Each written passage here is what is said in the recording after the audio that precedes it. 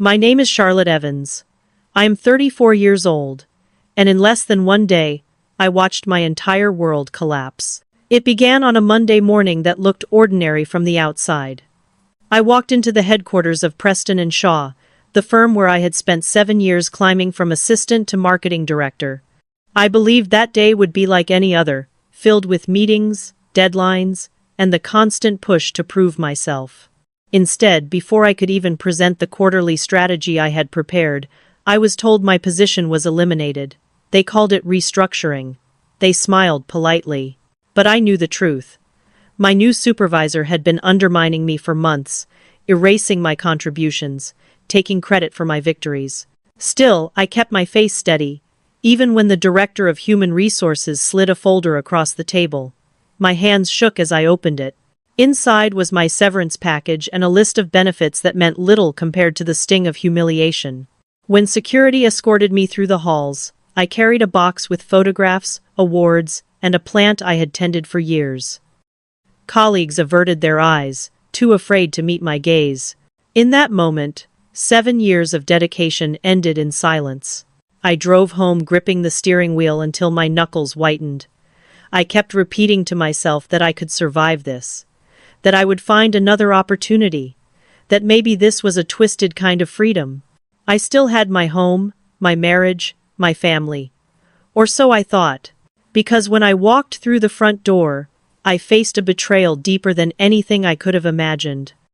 My husband was upstairs, not at work as usual, but tangled in the sheets with another woman. The scene froze me in place. His hair disheveled, her body wrapped in my robe, the shower running as if mocking the life I thought we shared. And when I demanded answers, he spit words like knives. That I was nothing but a career-obsessed machine. That I had neglected him. That she gave him what I never could. He admitted the affair had lasted 6 months.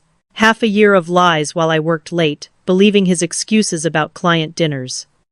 I ordered them both out, my voice trembling but resolute. Instead of remorse, he laughed. He mocked me for losing my job. He told me I had nothing without him, nothing without my father's money. And then he spit in my face. Warm saliva slid down my cheek as I stood paralyzed with shock. That night, my phone rang. It was my father. For a fleeting moment, I hoped he would offer comfort, maybe even pride in how far I had come. But when I answered, his voice was cold. He told me to pack my bags. Failures did not belong in his house, in his family, or in his world. I had lost everything in less than 24 hours. My career, my marriage, my family's support. It felt like the universe had chosen to strip me bare, exposing every weakness I tried so hard to conceal. Yet what I did not know that night, through the tears and humiliation, was that the collapse was not the end, it was the beginning. Because hidden beneath the rubble of what I thought was my life were secrets I had kept even from those closest to me. A beach house in Rhode Island bought with my inheritance. A stake in a rising tech company worth far more than anyone suspected. My grandfather's voice echoed in my mind from a letter he had written. Independence is the greatest form of security. I did not yet realize how those words would become my lifeline. Or how the woman who walked away from her job, her husband, and her father's approval would emerge stronger than anyone expected. This was the night I lost everything. But it was also the night my true story began. I sat in my car for what felt like hours, the silence pressing against my ears. The box of my belongings sat on the passenger seat, mocking me with every glance. Awards, framed certificates, a photograph of my team at last year's holiday party. Symbols of a career I had poured my soul into, now reduced to trinkets inside cardboard. When I finally turned the key and pulled into the driveway, I rehearsed what I would say to Richard. I imagined him holding me, telling me we would get through this together. Instead, I found betrayal so sharp it nearly knocked the breath from my lungs. Upstairs in our bedroom he stood half-dressed, scrambling for excuses while Jessica, the woman who wore my robe, slipped back into the bathroom. His words cut through the air like acid. This would not have happened if you had been a real wife. I remember the taste of salt on my lips as I swallowed my rage. 6 months of lies, hidden behind client dinners and business trips. And when I told him to leave, he only smirked. He mocked my job loss, spat on my face, and said I had nothing. The cruelty was so casual, as if my humiliation was entertainment for him. When he stormed out with her, dragging his suitcase behind, I collapsed onto the bed we once shared and stared at the ceiling. My world had collapsed, but inside the wreckage, a flicker of something else stirred anger, yes, but also resolve. Hours later, my phone buzzed again. My father's name glowed on the screen. Against my better judgment, I answered. His voice carried no compassion, no trace of concern. Only judgment sharpened into a blade. Pack your bags. Failures do not belong here. It was not just a rejection, it was an exile. The man who had raised me to chase perfection, who measured love in trophies and promotions, had just declared me unworthy of his house, his name, his family. That night I drove aimlessly until I ended up at a small hotel on the edge of town. I checked into a bland room with beige walls and flickering lamps, where I finally let myself break. Tears came in waves, years of suppressed exhaustion and longing erupting in one violent flood. I cried for the job that had defined me, for the marriage I thought was real, for the family that had turned their backs. But somewhere between sobs, I remembered my grandfather's letter. Independence is the greatest form of security. He had been right. And maybe, just maybe, I still had a lifeline no one knew about. The beach house, in Rhode Island. The shares in Horizon Digital. My own safety net, hidden from my husband's greed and my father's control. It was in that cheap hotel room, staring at a cracked ceiling, that I realized I had a choice. I could accept their labels, failure, unworthy, discarded, or I could rewrite my story. I could use everything they had tried to bury me under as the foundation to rise again. And before I go deeper, let me pause and speak directly to you watching this.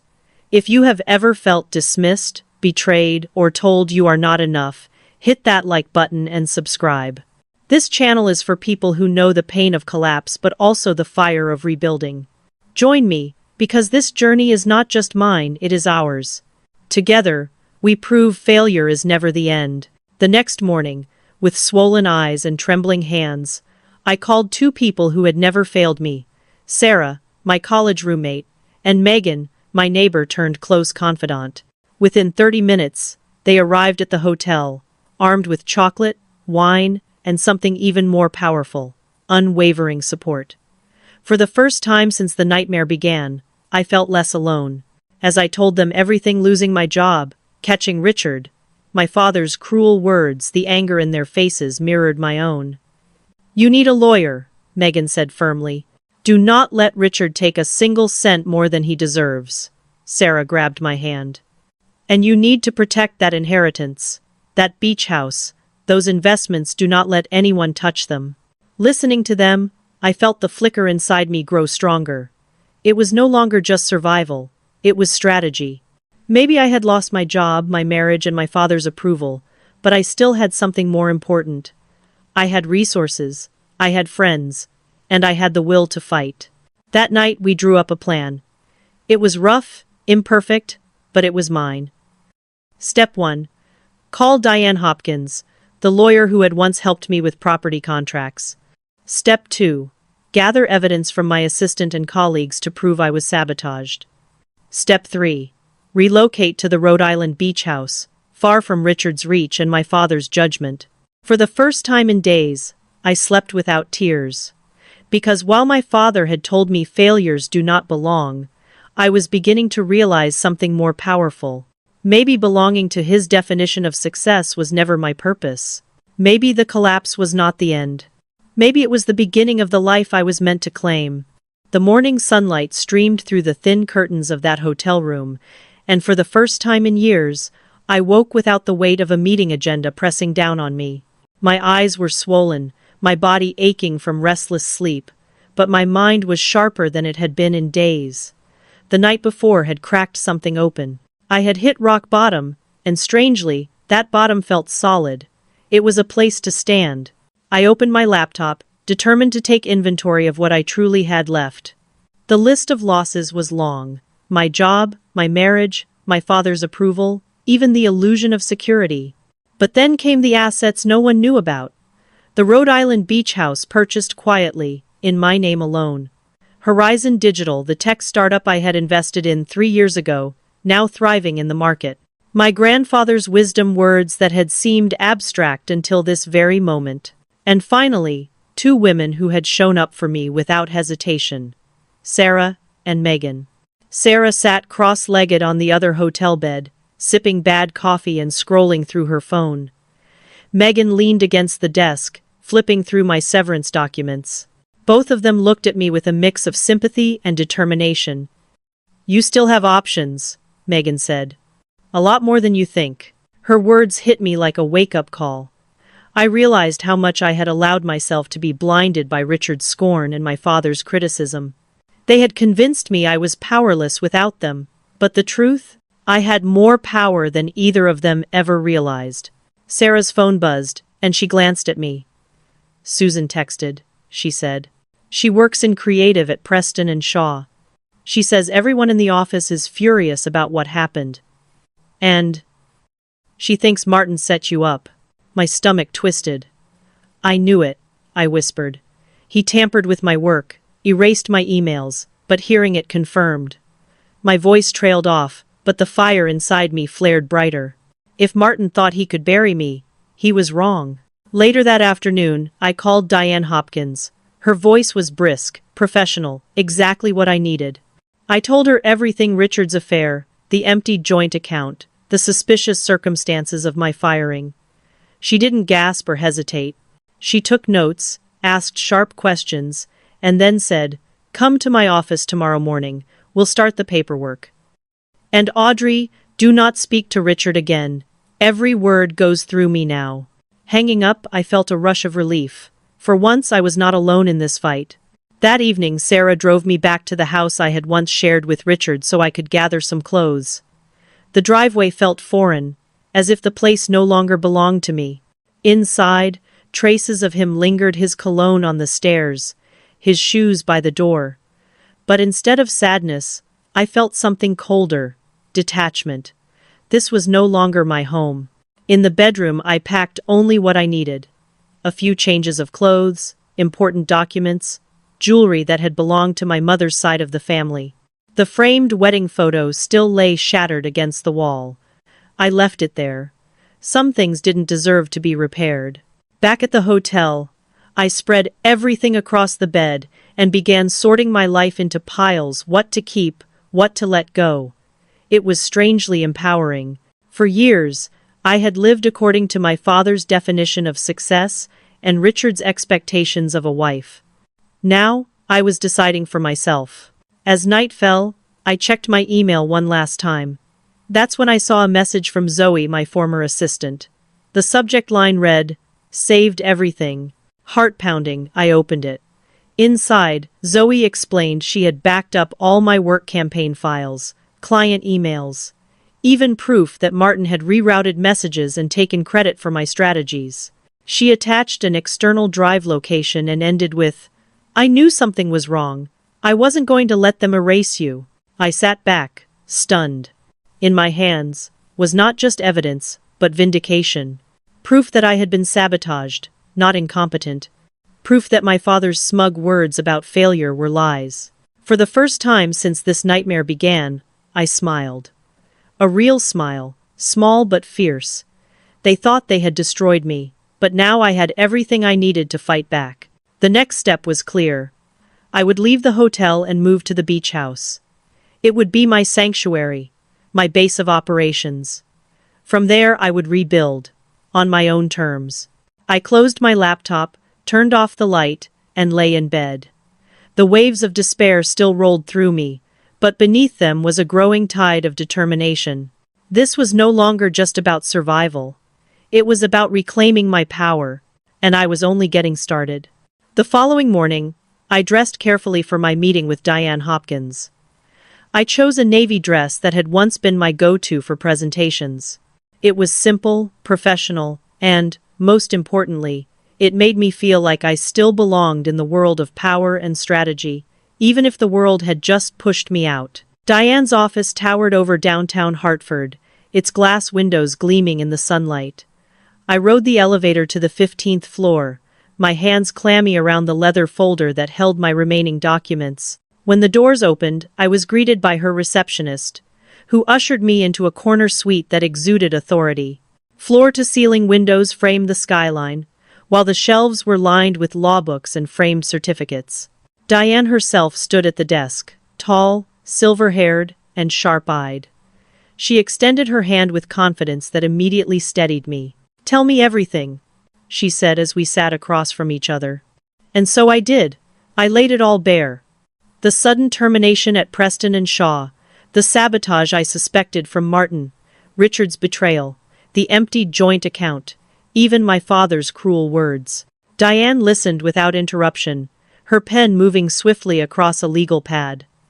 When I finished, she tapped the pen against the desk and leaned forward. "You have more leverage than you think," she said. "First, we file for divorce immediately. Rhode Island recognizes adultery. That puts you in a strong position. Second, we freeze all marital assets so Richard cannot touch anything else. Third, we start documenting everything about your termination. If Martin tampered with your work, that is grounds for wrongful dismissal." Her words were like oxygen. For days I had been suffocating under the weight of loss, but now I felt like I could breathe again. By the end of our 2-hour meeting, Diane had drafted divorce papers, prepared documents for the bank, and mapped out a strategy to protect my inheritance. She even suggested I move to the Rhode Island beach house immediately. "Physical distance is your ally," she said. "You need a place Richard cannot reach you, and a space where you can think clearly." Leaving her office, I felt lighter. Not whole, not healed, but lighter. For the first time since the collapse, I had a plan. That afternoon, I drove straight to the coast. The Rhode Island beach house stood on a bluff overlooking the Atlantic, its glass walls catching the light like a beacon. Mr. Jennings, the caretaker, had prepared it just as Diane requested. The fridge was stocked, the linens fresh, the windows open to the salt air. When he handed me the keys, he asked, "Will you be staying long this time, Miss Evans?" I surprised myself with the certainty in my voice. "Indefinitely. This is home now." As the waves crashed below, I walked through each room slowly, reacquainting myself with the sanctuary I had kept secret for so long. It was modern, uncluttered, nothing like the suburban colonial Richard and I had shared. This house was mine in every sense, bought with my inheritance, held in my name alone. For the first time in years, I felt safe. Later that evening, I met Zoe at a coffee shop halfway between Connecticut and Rhode Island. She arrived with an external hard drive tucked into her bag and nervous determination in her eyes. "I saved everything," she said as she slid it across the table. "Martin rerouted your emails, altered your presentations, even claimed the Phillips campaign as his own. It is all here." I opened the files on my laptop, my heart pounding as proof filled the screen. Dozens of emails misdirected, slides edited to introduce errors, client messages ignored. All of it pointed to deliberate sabotage. "You could take them down with this," Zoe whispered. I looked at her, grateful beyond words. "Not just yet. First, I need to build my future. Then, when the time is right, I will make sure they answer for this." That night, back at the beach house, I stood on the deck and let the ocean air wash over me.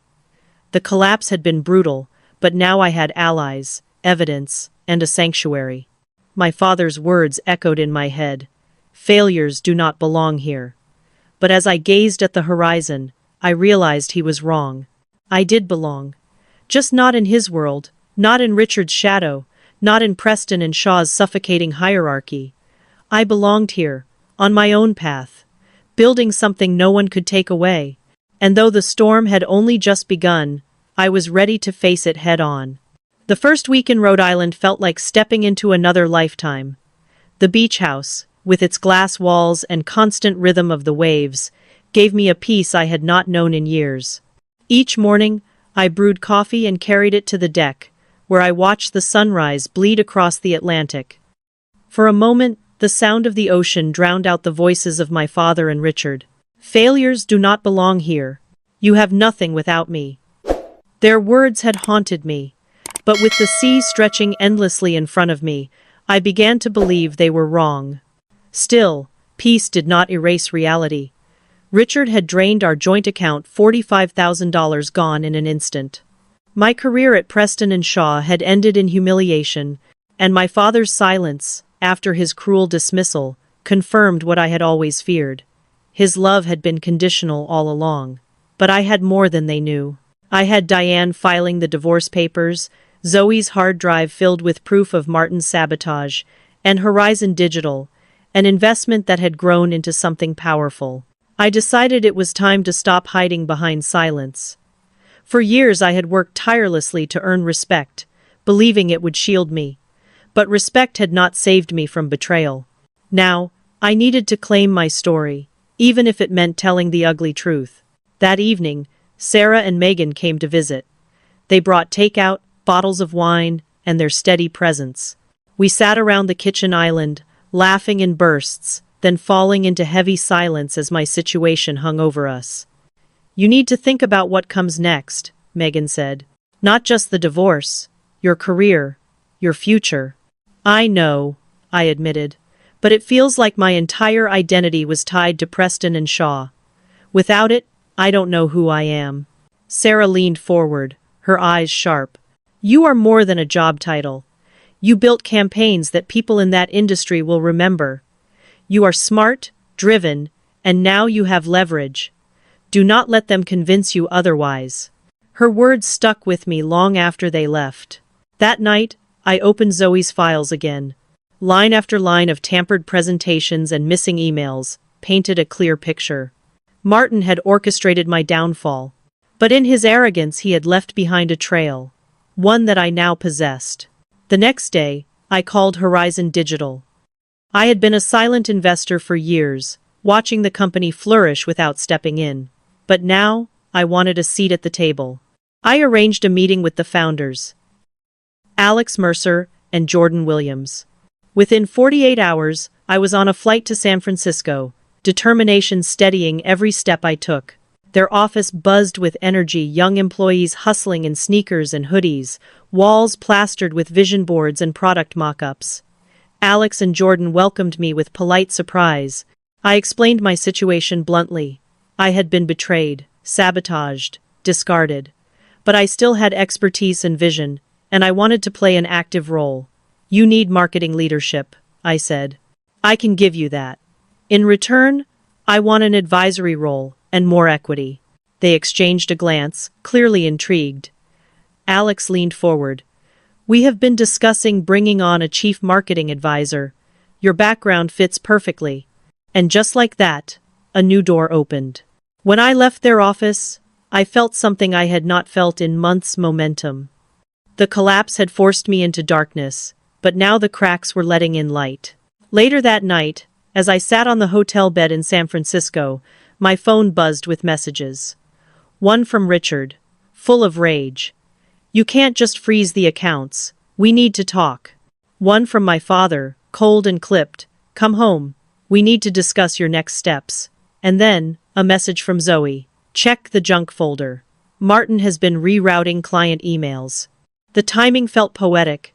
While Richard begged, while my father demanded, while Martin schemed, I was building something entirely new, something mine.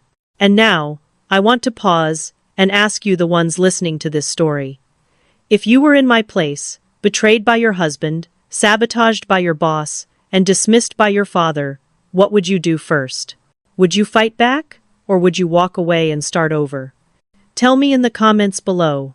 I want to hear your voices, because your perspective might give strength to someone else who feels trapped. That night, I closed my laptop and looked out at the San Francisco skyline.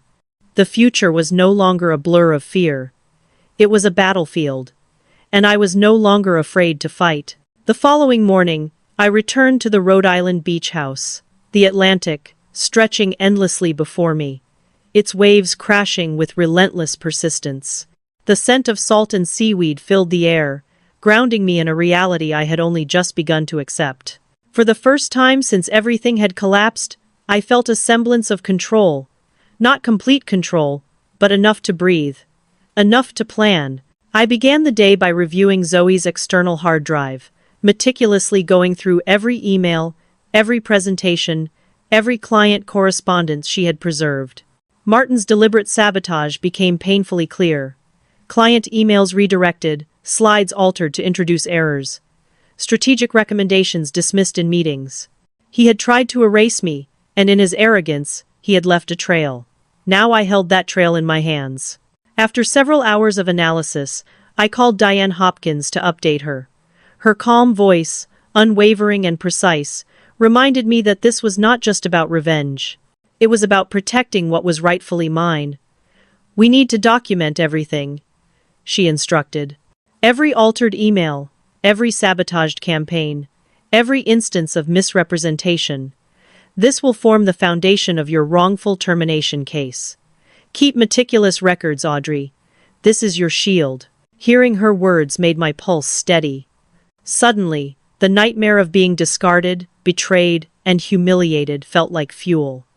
I was no longer a passive victim. I was becoming a strategist, preparing to reclaim the life that had been ripped from me. Later, I walked through the beach house slowly, room by room. Each wall, each window, each small object felt like a silent witness to my growing resolve. The living room, with its wide glass panes facing the ocean, became my command center. I organized files, highlighted key communications, and began mapping a timeline of sabotage and betrayal. Every detail mattered. Every piece would count when the time came to confront Richard, Martin, and even the unspoken complicity of my father. By afternoon, I reached out to Horizon Digital's co-founders, Alex and Jordan. Though I had been a silent investor for years, this was the first time I was stepping in assertively. I requested an emergency video call, explaining the circumstances without embellishment, focusing on strategy and measurable outcomes. I did not allow my emotions to dominate the conversation. My voice remained steady, calculated, and clear. They listened, visibly intrigued. "Audrey, this is quite serious," Jordan said, his tone respectful. "We weren't aware of these internal dynamics. How can we assist?" "I want to formalize my advisory role immediately," I said. "I have insights that can strengthen the company's growth strategy. Additionally, we need to prepare for potential acquisition opportunities, especially considering Preston and Shaw's instability. This is not speculation. I have data, and I intend to act on it strategically." Alex exchanged a glance with Jordan. "You are proposing a very active role, more than a standard investor. Are you prepared for the responsibilities?" "I am," I answered. "My career, my reputation, and my finances are on the line. I will approach this not as a reaction to personal betrayal, but as a calculated business decision." The meeting concluded with agreements to draft an advisory contract and outline strategic actions to leverage Preston and Shaw's vulnerabilities. By evening, I felt an unexpected sense of empowerment. The collapse of my previous life had opened doors I had never dared to approach. It was a paradox. Losing everything had given me the clarity and autonomy I had always sought, but never allowed myself to claim. After the meeting, I sat on the deck as the sun dipped below the horizon. The waves rolled in rhythmically, a constant reminder that time and tide wait for no one. I realized that the destruction of my old life was not just a crisis. It was a rare opportunity. I could rebuild on my terms. I could establish boundaries, enforce accountability, and pursue a path defined by my own values, rather than the conditional love and approval of others. That night, I allowed myself a moment of reflection. I thought about the injustice I had faced, the humiliation, the betrayal. Yet, I also recognized the advantage I now held: knowledge, assets, allies, and the resilience forged through pain. Every setback, every insult, every dismissal became data points in a strategy for reclaiming control. For the first time in months, I slept without fear. Not with relief, but with determination. The ocean whispered through the open windows, reminding me of the steady rhythm of life, of beginnings and endings intertwined. I understood something vital that night. The past could not be changed, but my response to it defined my future. And as I closed my eyes, I made a quiet promise to myself. I would navigate this storm with intelligence, patience, and assertiveness. I would reclaim my assets, my career, and my dignity. Most importantly, I would emerge stronger than the circumstances that sought to break me. The collapse had revealed the fragility of the world I had relied upon, but it had also revealed the unbreakable strength within me. The next morning, the Atlantic breeze felt sharper than usual, cutting through the morning mist like a reminder of everything I had lost. My fingers trembled as I sipped coffee on the deck. But the tremor wasn't fear, it was anticipation. Today, I would begin turning the tide, taking control of a life that had been fractured into pieces, and weaving it back together on my terms. After organizing the files from Zoe and reviewing every sabotaged email, I drafted a plan. It was not merely defensive, it was strategic. I would protect my assets, formalize my role at Horizon Digital, and build a foundation so solid that neither Richard's deceit nor Preston and Shaw's corporate politics could dismantle it. I knew I was entering a battlefield, but I had prepared myself mentally for the fight. For the first time, the chaos of the past week felt manageable. By mid-morning, I placed a call to Diane Hopkins. Her voice, precise and commanding, gave me clarity. "Audrey, we need to ensure every detail is documented," she said. "From your termination notice to altered presentations, every piece counts. Start with the clients most impacted by Martin's manipulations. We'll need their statements and emails. This isn't just about your rights, it's about exposing the truth." I spent the better part of the morning drafting messages to former clients, explaining the situation with measured professionalism. I did not let emotion cloud my communication. Each message was concise, factual, and positioned me as a professional who had been sabotaged rather than a victim of circumstance. The responses started coming back within the hour. Confusion, concern, and a surprising number of apologies for the lack of communication over recent months. As I sorted through the replies, I realized something profound. For all the humiliation, for all the betrayal, I still commanded respect in my industry. My reputation had not been erased, it had been temporarily obscured by deceit. And now, with the truth emerging, I held a leverage that could reshape outcomes in ways I hadn't imagined the day I was escorted from my office. By afternoon, I arranged a call with Horizon Digital. Alex and Jordan listened intently as I presented the situation at Preston and Shaw, outlining the potential acquisition opportunities and the vulnerabilities in their current management.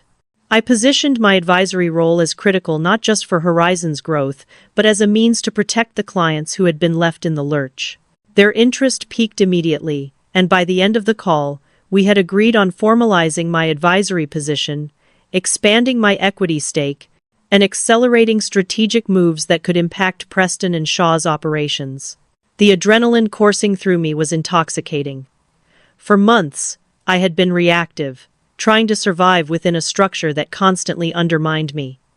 Now, I was proactive. I was defining the rules. And more importantly, I was reclaiming agency over a life that had been dictated by others' decisions. Even with this momentum, I knew the hardest confrontation was yet to come. Richard had left the joint account empty, but he had no idea about the beach house or Horizon Digital. He believed he had all the power. My father still assumed he had authority over my choices. The coming days would require precision, patience, and relentless focus. Every step had to be calculated. Every move had to protect my future while exposing the manipulations that had nearly destroyed me. As the sun began to set, casting long shadows across the beach, I looked at the waves crashing below and realized the enormity of the journey ahead. This was not merely about reclaiming what was lost. It was about asserting control, reclaiming dignity, and ensuring that every person who had underestimated me understood the consequences of their actions. And here, my friends, is where I pause, because what happens next is unlike anything I could have predicted. The storm is building, the boardrooms are in turmoil, and the people who thought they had power over me are about to discover they were never in control. Stay with me, because what you are about to hear will change everything. You will see how betrayal, sabotage, and underestimation can be transformed into a strategy for success, and how someone stripped of everything can rise higher than anyone imagined. The morning air in Rhode Island was crisp, carrying the faint scent of salt and pine. I stepped onto the deck of my beach house, coffee in hand, feeling the weight of the past week pressing against my shoulders. Every decision I had made since the collapse had led to this moment. I wasn't just surviving anymore, I was preparing for the storm I had been anticipating. First, I focused on Richard. His betrayal had cut deep, but his ignorance of my private assets and the support I had assembled gave me a strategic advantage. I reviewed the joint account activity, confirming every withdrawal he had made, then detailed everything to Diane. "We will document this as dissipation of marital assets," she advised. "He cannot touch your inheritance or the beach house. His attempts to control you will fail." Her words gave me clarity and, for the first time, a sense of power over a man who had tried to humiliate me. Next, I turned my attention back to Preston and Shaw. The hard drive from Zoe contained months of evidence. Emails redirected to Martin, client concerns ignored, presentations altered to appear sloppy. I spent hours cataloging every instance of manipulation and sabotage. It was meticulous work, tedious and emotionally taxing, but it built a case stronger than anything I could have hoped for. I realized that Martin had underestimated not only my resilience but also the precision with which I would respond. By late morning, I scheduled a conference call with Horizon Digital. I presented the timeline of events at Preston and Shaw, carefully balancing facts with strategy. I outlined how their instability, combined with client dissatisfaction, created an opportunity for Horizon to strengthen its market position. Alex and Jordan listened, visibly impressed with the clarity and thoroughness of my presentation. I suggested an accelerated advisory role and proposed a potential acquisition strategy, framing it as a mutually beneficial move. Their response was immediate and enthusiastic. "Audrey, your insights are exactly what we need," Alex said. "We can formalize your position as Chief Marketing Advisor and expand your equity. Your strategy regarding Preston and Shaw is smart and bold. Let's move forward." The adrenaline in me surged. For months, I had been reactive, struggling to keep up with the machinations of others. Now, I was the strategist. I was proactive, and every decision I made had consequences that extended far beyond my personal life. I was beginning to understand the magnitude of the control I had regained. Late afternoon brought another wave of clarity. I opened my laptop to review client communications from Zoe's files. Positive feedback that had been twisted into negative reports, misdirected emails, and uncredited work, all of it lined up like dominoes waiting to fall. This wasn't just a story of personal betrayal anymore. It was a map for professional vindication. Then, a text arrived from Richard. His tone was smug, almost mocking. "We need to talk about the finances. You cannot just freeze the account." I allowed myself a small, private smile. He had no idea that Diane had already implemented protective measures. Every attempt he made to regain control only strengthened my resolve. By evening, I took a moment to reflect, sitting on the balcony as the sun dipped into the horizon. The waves roared beneath me, relentless and powerful, mirroring the tide of change I had set into motion. I realized the collapse had been a crucible, burning away illusions of security, loyalty, and love that were never truly mine. What remained was raw, unassailable, my mind, my will, and the assets that could not be taken from me. I knew the next phase would test me further. Preston and Shaw's executives, Richard, and even my father would continue to challenge my independence. But I was no longer the same person who had cried alone in a hotel room. Every betrayal had been a lesson, every insult a sharpened edge. I was prepared to navigate this chaos with precision, to act decisively, and to ensure that my life was governed by my choices alone. And as darkness fell and the ocean turned from silver to deep navy, I realized something essential. The storm I had feared was not something to survive, it was something to harness. And harness it I would, because what comes next will change everything.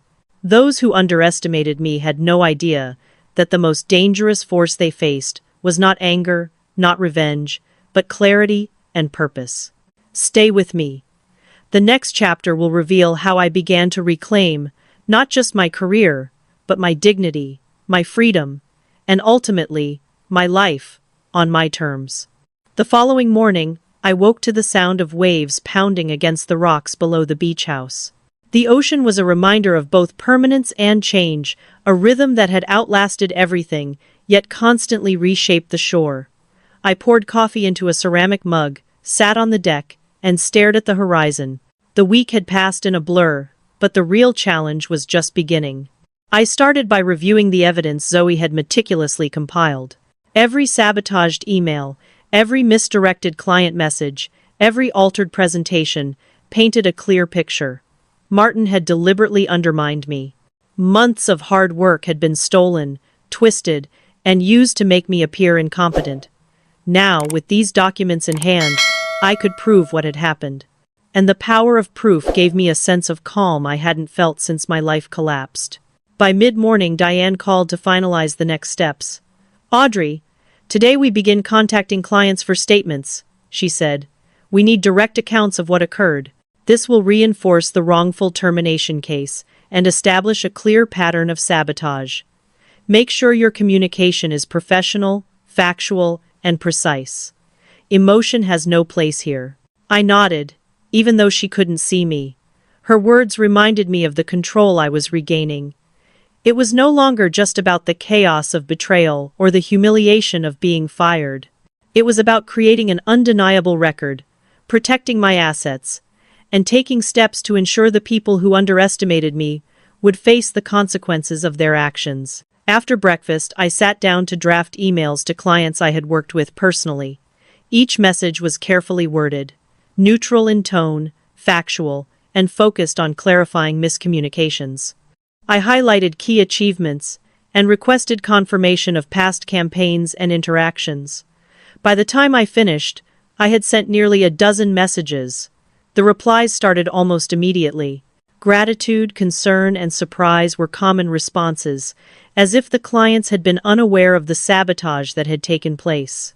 As I worked, my thoughts drifted to Richard.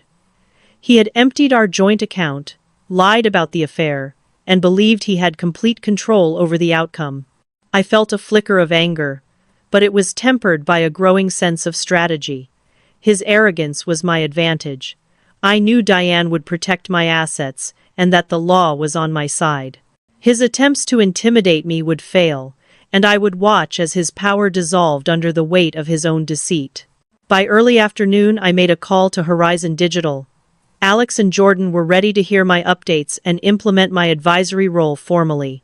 I walked them through the timeline, explaining Preston and Shaw's internal instability and Martin's actions. I suggested strategic moves that could benefit Horizon, including potential acquisition opportunities. They responded with enthusiasm, agreeing to my advisory contract and additional equity compensation.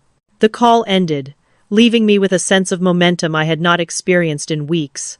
I could feel the tides turning, slowly but decisively. The collapse that had once felt like the end of the world was now the catalyst for my comeback.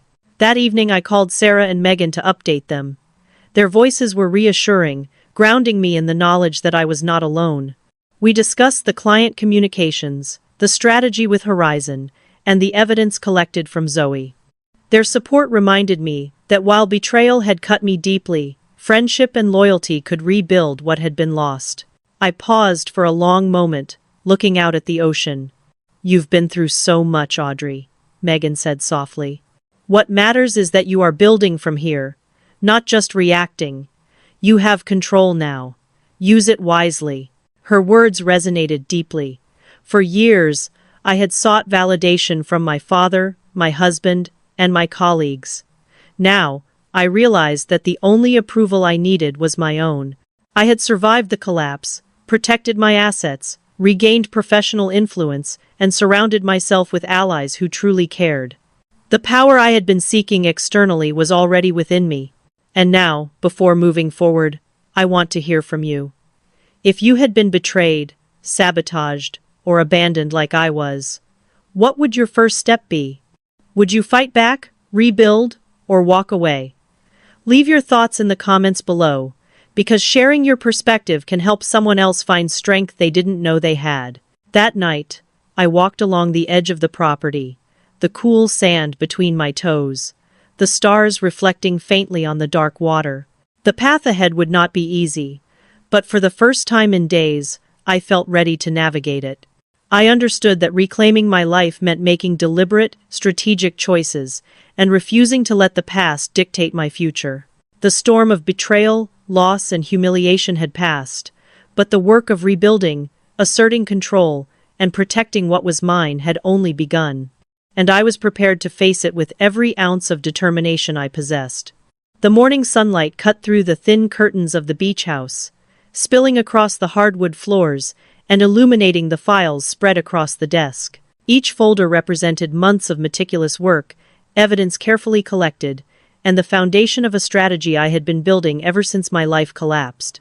I had spent countless nights replaying the betrayals over and over in my mind, and now, for the first time, those memories fueled purpose rather than despair. I began by reviewing the client communications. Zoe had organized every email Martin had intercepted or redirected. And the patterns were undeniable. Projects that had succeeded under my supervision were credited to him. Client concerns had been suppressed. Campaigns had been altered to introduce errors that made me look unprofessional. Every piece of sabotage was documented, every lie traceable. I realized then that the company I had served loyally for years had underestimated me in every way, assuming I would crumble without notice. By mid-morning, Diane called to discuss strategy. "Audrey, we will approach this methodically," she said. "You have the documentation to support wrongful termination claims. Richard cannot access your separate assets. We will start with the clients and follow with corporate action. Every move is deliberate. Do not let emotion dictate responses. Let precision guide you." I nodded, even though she could not see me. The words grounded me. For days I had felt at the mercy of circumstance. Now, I understood that I had power, leverage in the boardroom, evidence to protect my assets, and allies ready to support my decisions. I spent the afternoon preparing outreach to former clients, carefully drafting messages that were neutral, professional, and factual. I emphasized achievements, clarified miscommunications, and requested confirmation of past interactions.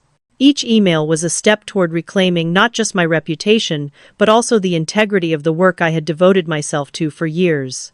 Responses began to arrive almost immediately. Shock, concern, and apologies poured in. It became clear that Martin's manipulations had deceived many, and now the truth was emerging. By evening, I arranged a video conference with Horizon Digital's co-founders, Alex Mercer and Jordan Williams. I explained the situation at Preston and Shaw, highlighting both the instability and the strategic opportunities it created for Horizon. I proposed my advisory role, detailed steps to protect clients, and suggested accelerated growth plans. They listened intently, occasionally glancing at one another, impressed by the clarity and decisiveness of my approach. "Audrey, this is exactly what we need," Alex said. "We'll formalize your advisory position and expand your equity. Your strategy regarding Preston and Shaw is insightful. Let's move forward." Hearing their commitment, a surge of confidence coursed through me. For months, I had been reactive, responding to attacks and betrayals. Now, I was proactive, dictating the terms of engagement. I felt the shift in power, and for the first time since the collapse, it was exhilarating. As night fell, I prepared for the confrontation with Richard. He had drained the joint account, lied about the affair, and believed he could intimidate me into submission. But Diane had frozen the assets, ensuring his control was limited. I gathered all the documentation of his deception, from empty accounts to text evidence and financial records. Each piece was a weapon, a shield, and a statement that I would not be manipulated again. Before going to bed, I walked along the deck, staring at the Atlantic. The waves were relentless, like the challenges I had faced, but they also reminded me that persistence wore down even the strongest obstacles. I understood then that this battle would require patience, strategy, and unyielding determination. I would reclaim my life, not with anger, but with precision and focus. And as the stars began to glimmer above the dark water, I made a quiet vow. I would protect what was mine, restore my reputation, and rebuild on my terms. The chaos and betrayal that had once seemed insurmountable were now the instruments of my transformation. I was ready to rise, stronger and more resolute than ever before. Stay with me, because what comes next is where the plans turn into action, where strategy meets reality, and where those who thought they had power over me will begin to see the consequences of underestimating me. The next morning, the sun rose pale over the horizon, casting long shadows across the beach house. I had slept fitfully, my mind racing through the events of the past week. Richard's betrayal, my father's cold dismissal, and the sabotage that had destroyed my career. But now, I faced the day with a new focus. Every decision, every email, every step I would take from here forward would be deliberate. I began by reviewing the financial situation. The joint account Richard had emptied contained $45,000, gone in a single swoop. Diane had already implemented freezes on the account and placed legal protections around my separate assets. My beach house and Horizon Digital shares were untouchable. The relief that came with knowing Richard could no longer manipulate me financially was immense. For months, I had felt trapped, dependent, and powerless. That sense of helplessness had been replaced by strategy and agency. Then I turned my attention back to Preston and Shaw. The evidence Zoe had compiled was staggering. Hundreds of emails redirected, presentations altered, client concerns dismissed. Martin Davis had been systematically undermining me for months. Each file I opened was a reminder of how calculated and deliberate the attacks had been. But now, the power shifted. With proof in hand, I had the leverage to reclaim not just my professional reputation, but the respect that had been stolen from me. I spent hours contacting former clients, carefully framing each message. My tone was professional, precise, and factual. I asked for confirmations and documented their responses. Gratitude, surprise, and concern flowed back to me. Clients who had previously been silent expressed shock at how events had unfolded and offered their support. I began to realize the extent of the disconnect between Martin's manipulations and reality. The truth was slowly revealing itself, and I was orchestrating its exposure. By late afternoon, I scheduled a strategy session with Alex Mercer and Jordan Williams at Horizon Digital. I presented my observations, emphasizing the instability at Preston and Shaw, and proposed my advisory role as essential. I recommended a course of action that could benefit Horizon strategically, potentially opening doors for future acquisitions or partnerships. Alex nodded thoughtfully. Audrey, your insights are critical. We can formalize your role and expand your equity stake. Your plan is bold, and it positions us well. Their commitment fueled my determination. For months, I had been reactive, but now I was proactive.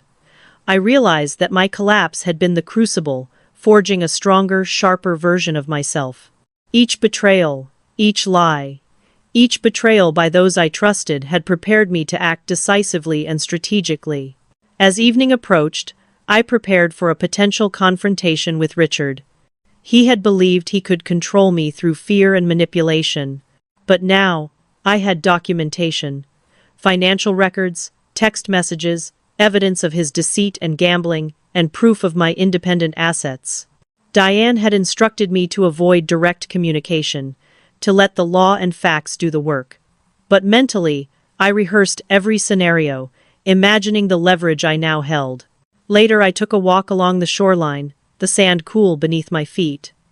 The ocean's rhythm mirrored my own heartbeat, steadying me, reminding me that the world moves forward relentlessly. I reflected on the past week, the series of betrayals and humiliations that had once left me feeling powerless. Yet now, each challenge seemed like a stepping stone.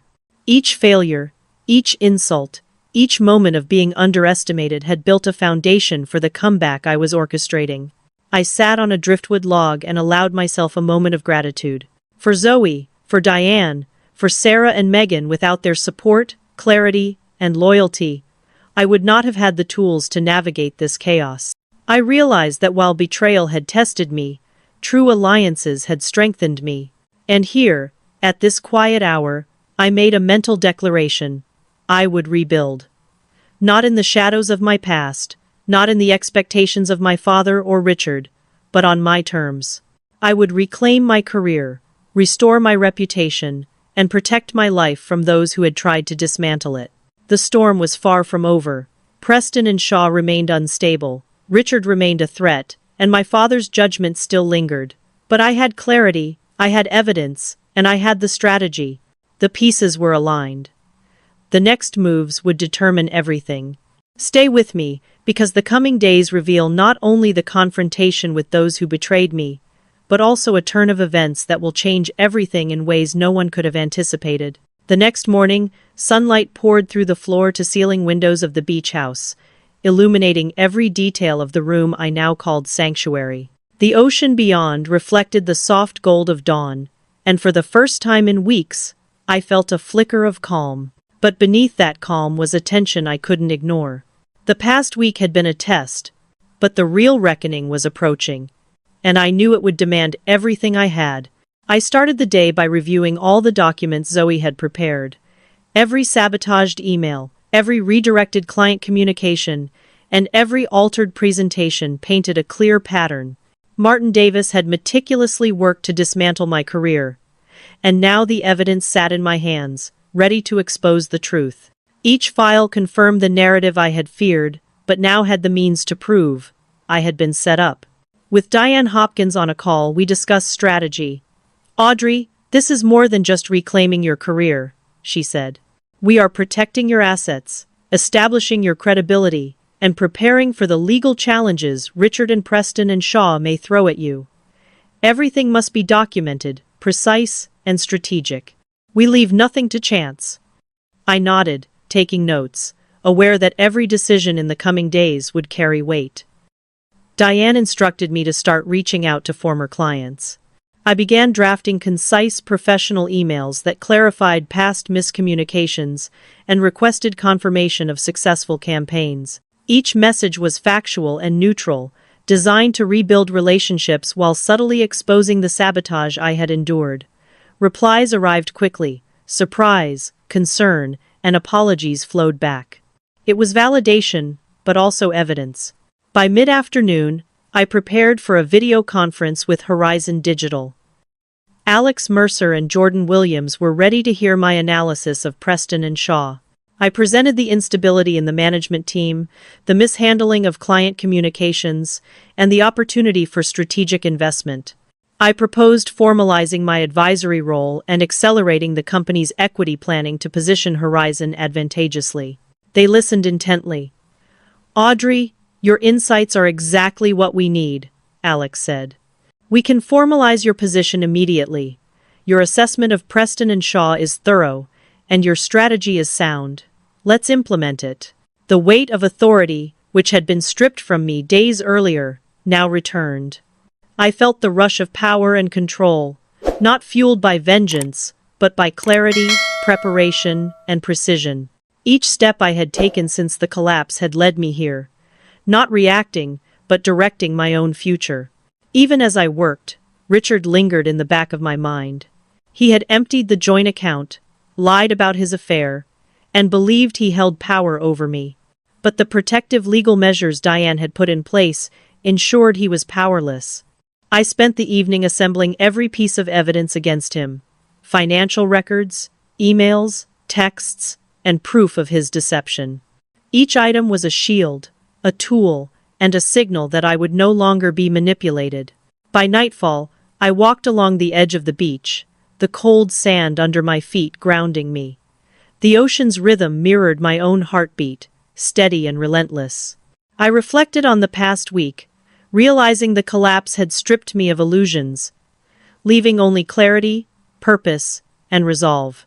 Betrayal and humiliation had been catalysts, forging strength I had never fully understood. And then came a text that made my pulse quicken. It was from Zoe. "You need to see this. Some of the client emails from the last 3 months show what really happened.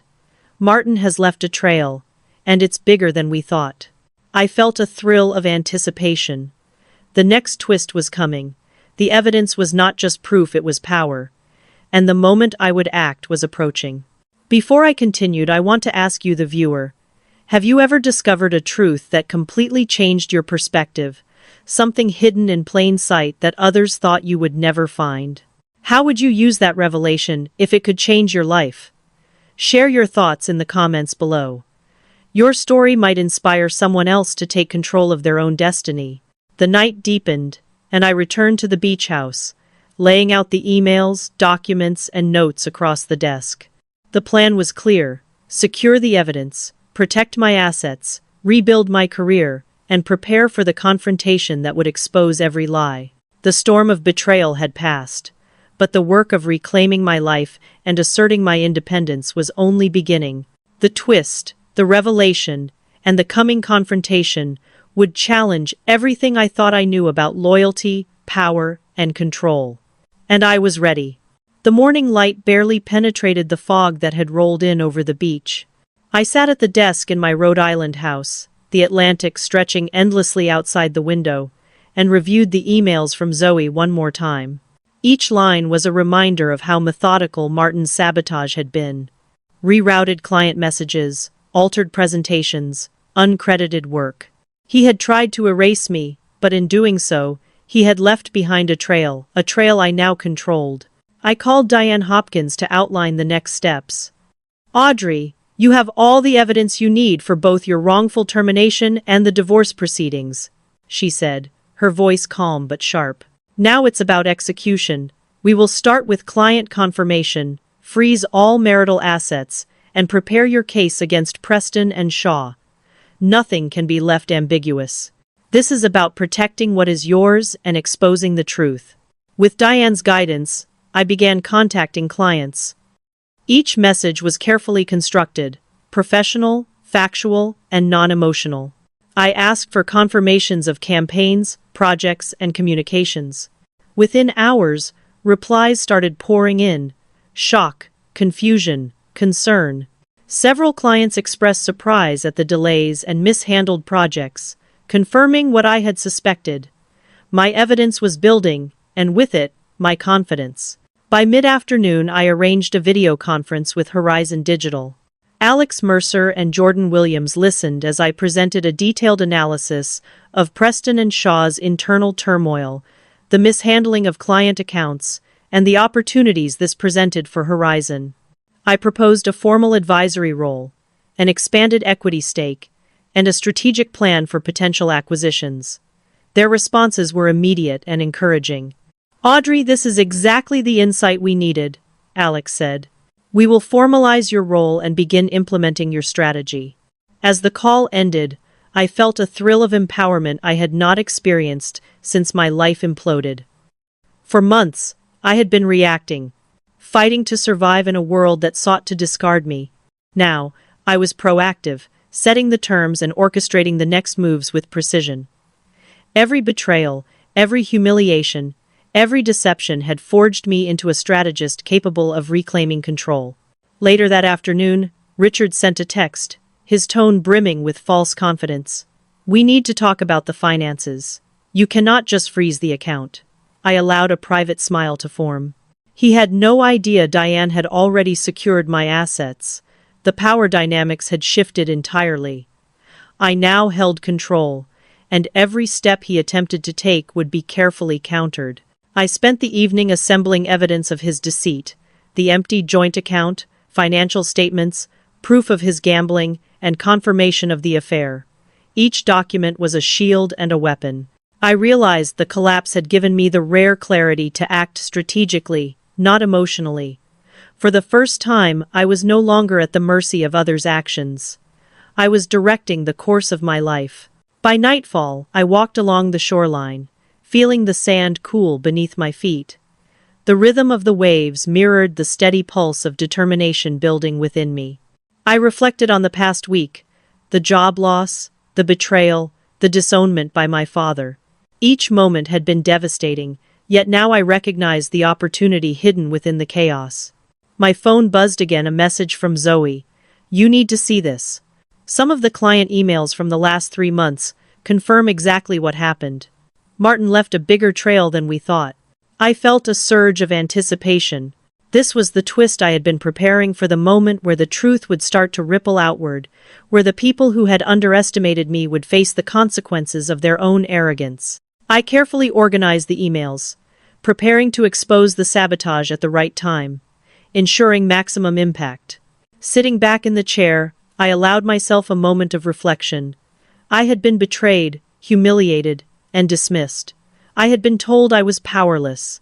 But now, armed with evidence, strategy, and a clear plan, I felt something I had not felt in months: control.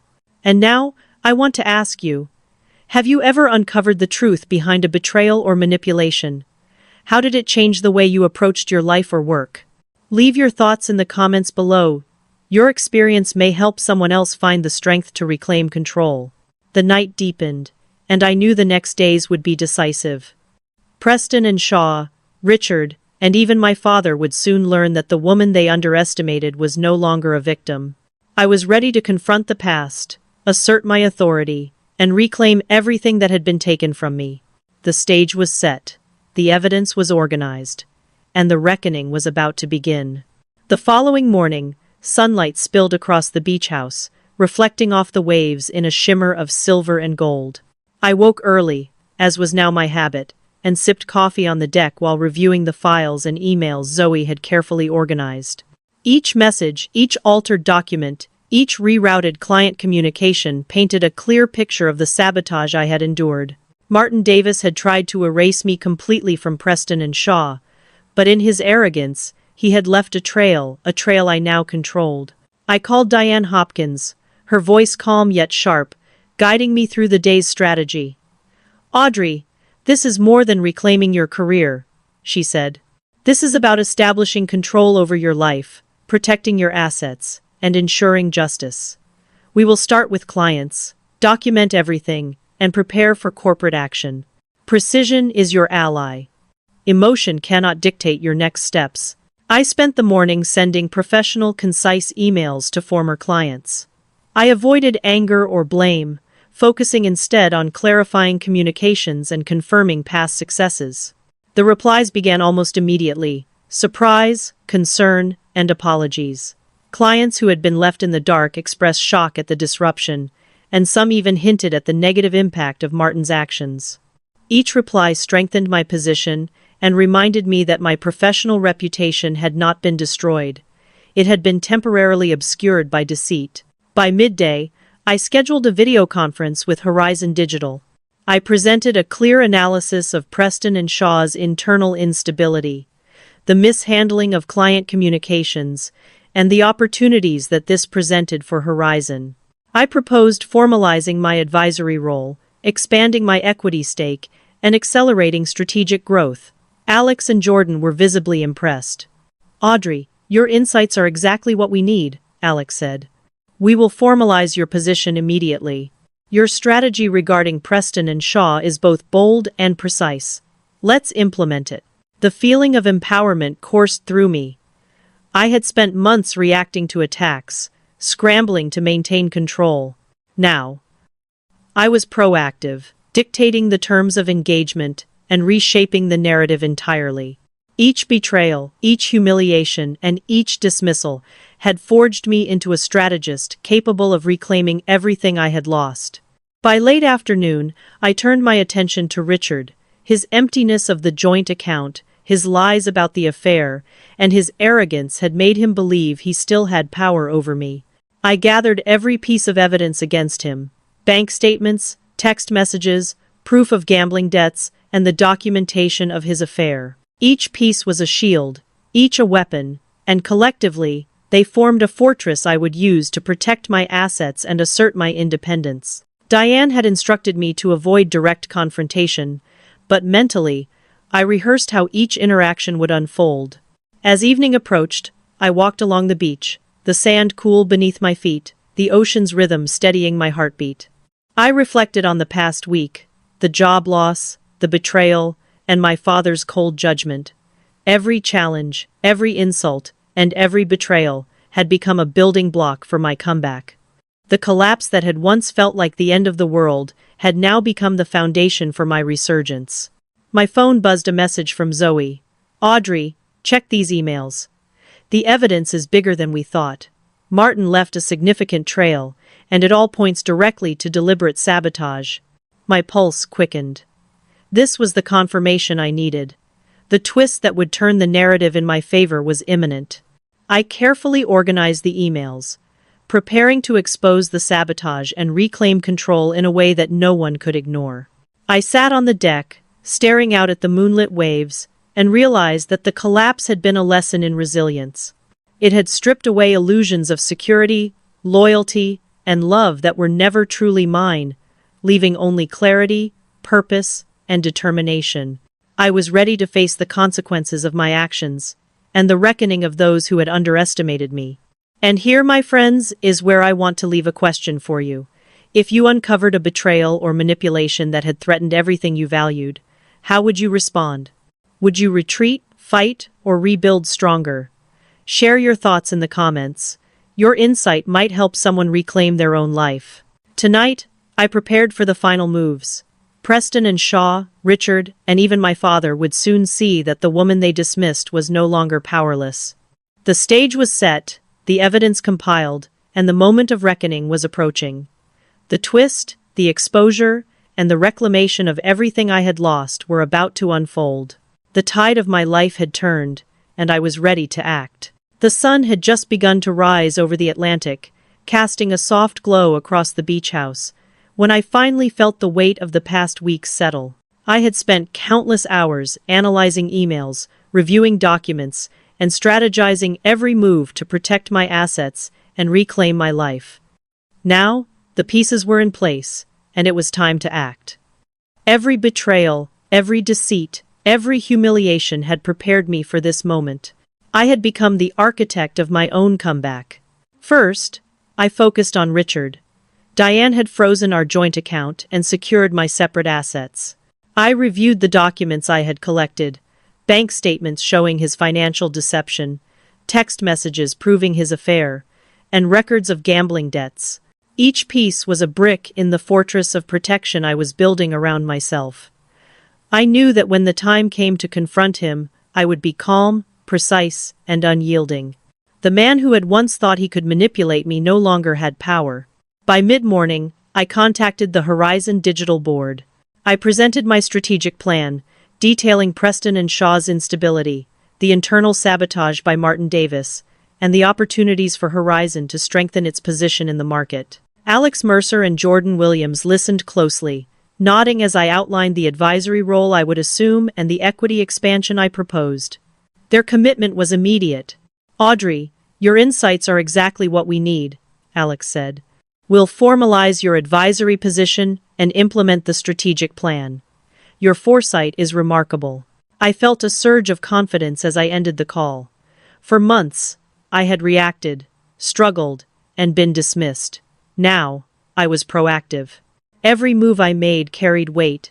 Every decision was calculated, and every action was aimed at reclaiming control.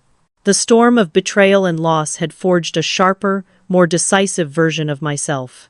By afternoon, I reviewed client confirmations and gathered additional statements documenting Martin's interference.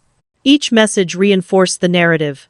I had been sabotaged, misrepresented, and unfairly dismissed. The evidence was overwhelming, and it positioned me not just to protect my career, but to assert influence over the outcomes that had once seemed uncontrollable. As evening approached, I prepared for the confrontation with Richard. His attempts at intimidation had failed, and his ignorance of my assets and preparations made him vulnerable.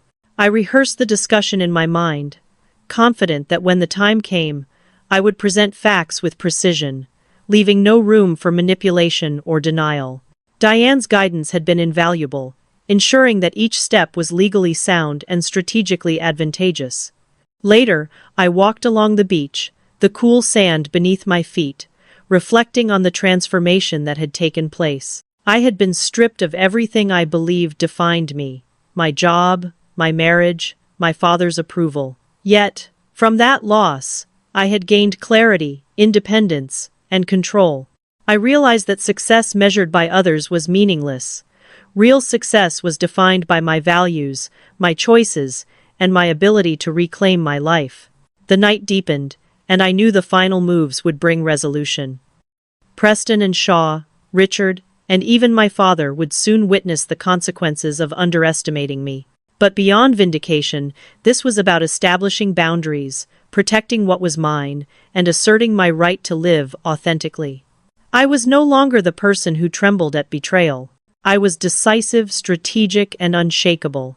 As the moonlight reflected off the waves, I opened my laptop and sent final communications to clients and Horizon, solidifying agreements and confirming advisory roles. I documented everything meticulously, ensuring every step could withstand scrutiny. I understood that control was not only about reacting to injustice, but about proactively shaping the future. And as I closed my laptop, I reflected on the journey. The collapse had been brutal, the betrayals deep, but the lessons had been invaluable. I had discovered resilience I never knew I possessed, alliances I could trust, and the power of planning, precision, and patience. From the wreckage of my former life, I had built a foundation stronger than any external validation. If you've ever felt underestimated, betrayed, or pushed to the edge, remember, clarity, preparation, and action can turn the darkest moments into opportunities. You can reclaim your power, and in doing so, redefine your life on your own terms. For those watching this story, I leave a challenge. Consider your own life. Where have you allowed others to define your value, dictate your choices, or limit your potential? Now imagine taking control, step by step, with clarity and purpose. And if this story resonates, stay tuned for our next episode, where we explore another journey of betrayal, resilience, and strategic triumph. Don't forget to like, subscribe, and share. Your next lesson in reclaiming your life could be just a click away. The waves crashed rhythmically against the shore, a reminder that life continues relentlessly, but now, I had learned to move with its rhythm, not against it. I was no longer the victim. I was the author of my story, and the narrative I was writing was one of independence, power, and triumph. The following morning, the Atlantic stretched out like a mirror, calm and endless, reflecting the soft light of dawn. I sat on the deck of my beach house, coffee in hand, breathing in the salty air and the freedom that came with it. The past year had been the hardest of my life. I had lost everything I thought defined me: my job, my marriage, and my father's approval, but in losing them, I had discovered the life I was meant to live. The house was quiet except for the gentle hum of the ocean. The furniture, chosen for comfort and joy rather than appearances, reflected the new life I had built. My consulting firm, Wilson Strategic Communications, was thriving. Horizon Digital had embraced my strategic vision, and I had reclaimed not only professional influence, but also my independence. Every decision I had made over the past months had been mine, guided by clarity, not fear or obligation. I reflected on the betrayals, the sabotage, and the lies that had once seemed insurmountable. They had taught me invaluable lessons about resilience, trust, and boundaries.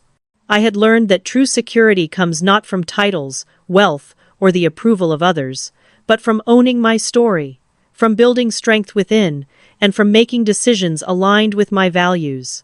My friends, the ones who had stood by me, Sarah, Megan, Zoe, and Susan, had reminded me of the power of support, loyalty, and authentic connection.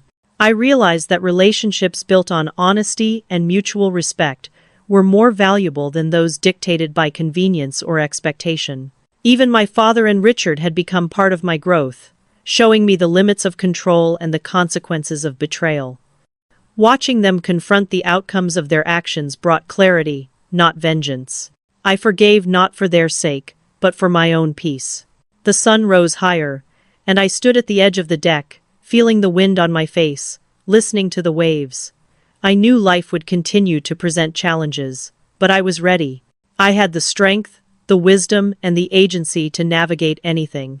In that quiet moment I smiled. Losing everything had given me everything that truly mattered: freedom, authenticity, and the knowledge that I could face the world on my own terms. And with that, I turned back to the house, ready to embrace the life I had fought so hard to create. This is my story not just of loss but of transformation, resilience, and the power of reclaiming your own life.